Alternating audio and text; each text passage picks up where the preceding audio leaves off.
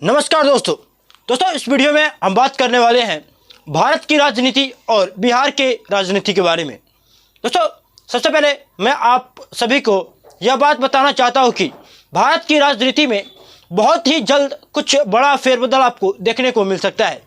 अब मैं ऐसा इसलिए नहीं कह रहा हूं कि नीतीश कुमार या चंद्रबाबू नायडू पलटी मारेंगे। देखिए कहीं ना कहीं इस बार के जो लोकसभा चुनाव के नतीजे हैं वह बहुत ही ज़्यादा क्रिटिकल नतीजे माने जा रहे हैं, क्योंकि किसी भी एक दल को पूरी तरीके से स्पष्ट बहुमत नहीं मिल पाया। और जो बात हो रही है इंडिया अलायंस की, तो अगर इंडिया अलायंस में खटपट रहती, इंडिया अलायंस में अंदर खाने जो भाजपा दावा करती थी चुनाव के समय में कि मार हो रही है, अंदर खुद एकता नहीं है, अगर ऐसी कोई बात भी होती तो अगर 1% भी बात होती तो अभी जिस प्रकार से भाजपा का सरकार बना है, इंडिया अलायंस से एक भी सांसद भाजपा में शामिल नहीं हुआ। जी हाँ, भाजपा में शामिल नहीं हुआ और ना ही इंडिया अलायंस की कोई दल भाजपा के साथ संपर्क में है और ना ही शामिल हुए। सबसे करीबी माना जा रहा था शिवसेना शामिल हो जाएगी, बट शिवसेना ने भी ऐलान कर दिया कि महाविकास आघाड़ी महाराष्ट्र में चुनाव लड़ेगी कांग्रेस के साथ मिलकर विधानसभा का। तो दोस्तों और महत्वपूर्ण ये भी बात है कि एनडीए अलायंस में जाने के जो चांस निर्दलीयों के लग रहे थे, अब वो निर्दलीय इंडिया अलायंस के पक्ष में आ रहे हैं। ऐसा क्यों हो रहा है? अब ऐसा इसलिए भी हो सकता है क्योंकि शायद उन्हें पता हो कि आने वाले समय में भविष्य की राजनीति क्या है, और भविष्य की राजनीति इंडिया अलायंस के साथ है। एनडीए का पतन शुरू हो गया है। जी हाँ, पतन शुरू हो गया है। अब देखिए भाजपा के जो चाणक्य कहे जाने वाले अमित शाह है, वो कहीं ना कहीं अपने दिमाग को तो जरूर लगा रहे होंगे कि किसी प्रकार से किसी का सांसद तोड़े जाए। और ये ज़्यादा आपको देखने को मिलेगा कब? जब सत्र शुरू हो जाएंगे, तब जब स्पीकर का चुनाव हो जाएगा। और ऐसा ही नहीं, स्पीकर के चुनाव में इंडिया अलायंस यानी अभी के समय का विपक्ष भी अपना उम्मीदवार खड़ा करेगा। जी हाँ, अपना उम्मीदवार खड़ा करेगा, मजबूती से चुनाव लड़ेगा। अब कहीं अगर टीडीपी और जेडीयू समेत कुछ ऐसे दल हैं जो भाजपा के पहले विरोधी रहे हैं, अगर उन्होंने समर्थन कर दिया तो बहुत ही ज़्यादा क्रिटिकल कंडीशन हो जाएगी एनडीए सरकार के लिए। और वो आपको अभी तो देखने को नहीं मिलेगा, अभी हलचल भी तेज़ नहीं होगी, आपको बिल्कुल समझ नहीं आएगा कि अभी होने वाला क्या है। लेकिन आपको उस दिन समझ आएगा जिस दिन संसद में कार्यवाही स्टार्ट होगी और वहाँ पर स्पीकर का चुनाव होगा, क्योंकि हर एक बड़े फैसले स्पीकर लेता है और कहीं ना कहीं छोटी पार्टियाँ या चाहेंगी कि स्पीकर का पद किसी छोटी पार्टी के पास ही रहे, भाजपा के पास ना जाए। क्योंकि आपको ही पता है पिछली बार भाजपा के पास ही स्पीकर पद था और उसके बाद किस प्रकार से कानून को अपने एकदम तरीके से चलाते हुए और कानून का ऐसा का तैसा कर दिया गया और सांसदों को निलंबित कर दिया गया। कई सांसदों की सदस्यता रद्द करा दी गई, खुद सबसे बड़े नेता राहुल गांधी की सदस्यता रद्द करा दी गई, उनका घर छीन लिया गया। ये सभी कार्य जो है ना वो स्पीकर कर देता है।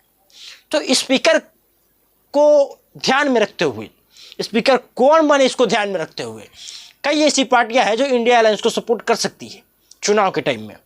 स्पीकर का जब चुनाव होगा, जब वोटिंग्स होगी अंदर एमपीज़ की, तो वहाँ पर आपको कहीं ना कहीं इधर से उधर मामला पलटता हुआ दिख सकता है। पहली बात तो टीडीपी चाहती है कि उससे स्पीकर का पद मिले, भाजपा कभी नहीं छोड़ेगी स्पीकर का पद, यह आपको भी पता है। तो इन दोनों में खटपट हो सकती है। और बात रही टीडीपी चीफ चंद्रबाबू नायडू के मुख्यमंत्री बनने की, तो उनकी पार्टी तो खुद के में दम पर वहाँ पर मुख्यमंत्री बने हुई है, तो उसमें भाजपा का कोई योगदान भी नहीं है। तो कहीं ना कहीं उन पर दबाव नहीं है। दबाव अगर है किसी पर तो वो है तेजस्वी यादव के चाचा कहे जाने वाले बिहार में नीतीश कुमार पर। तो आपको बहुत ही जल्द जब स्पीकर का चुनाव होगा तब कुछ बड़ा होते हुए भारत की राजनीति में दिख जाएगा। अब बात कर लेते हैं बिहार की राजनीति का।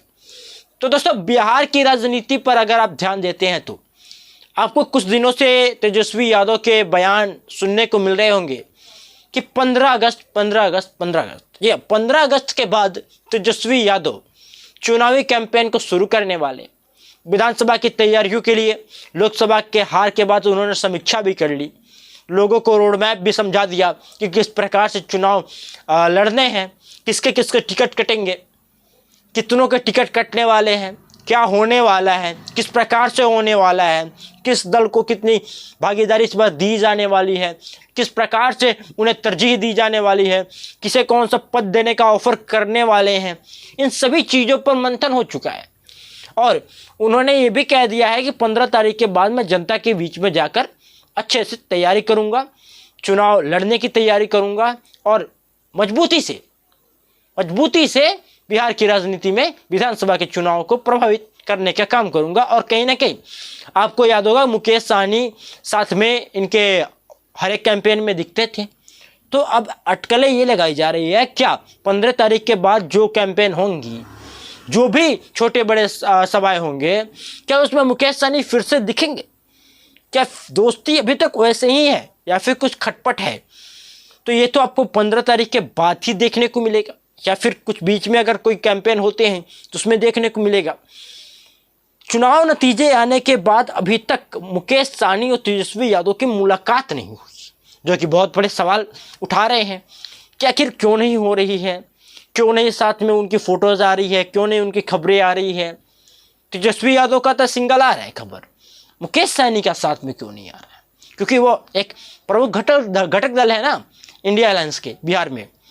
तो ये सभी जो बातें हैं वो कहीं ना कहीं बिहार के जनता को, देश के निषाद समाज के लोगों को जो प्रभावित होते हैं मुकेश सहनी की पार्टी से, आपको पता होगा कि मुकेश सहनी की पार्टी निषाद वेस्ट पार्टी है, तो कहीं ना कहीं उनके अंदर मन में एक सवाल आता है कि क्या मुकेश सहनी जी फिर पलटी मारने वाले हैं या फिर साथ में ही रहेंगे, कितनी सीटें मिलेगी, क्या स्ट्रैटेजी रहेगी, किस प्रकार से पार्टी चुनाव लड़ेगी, किस प्रकार से तैयारी कर रही है, क्या समीक्षा हुआ क्या नहीं हुआ। तो ये सारी बातें जनता के बीच में आती रहती हैं, मन में आते रहती हैं, तो इस पर भी सवाल उठाना हम लोगों का कार्य है। तो कुछ दिनों के अंदर में आपको जब तेजस्वी यादव का कैंपेन देखने को मिलेगा तभी आपको पूरा स्पष्ट हो पाएगा कि मुकेश सहनी रहने वाले हैं या नहीं। अभी तक तो कोई खबर नहीं निकल कर आ रही है, कोई मीटिंग्स नहीं हो रही है इनके दोनों के बीच में, कोई फ़ोटोज़ नहीं आ रही है, चुनाव नतीजे के बाद एक बार भी उन्होंने दोनों ने मुलाकात नहीं की। तो इसके क्या मायने निकाले जाएं? बहुत ही अजीब स्थिति है। तो दोस्तों यही मेन बातें हैं जो बिहार की राजनीति और जो स्पीकर वाला पद का मैटर है वो भारत की राजनीति को प्रभावित कर रहा है अभी के समय में। तो आपको ये वीडियो कैसा लगा कमेंट सेक्शन में ज़रूर लिखिएगा और ऐसी वीडियोज़ के लिए इस यूट्यूब चैनल को जो सब्सक्राइब कर लीजिएगा। मिलते हैं नेक्स्ट वीडियो में, तब तक के लिए धन्यवाद।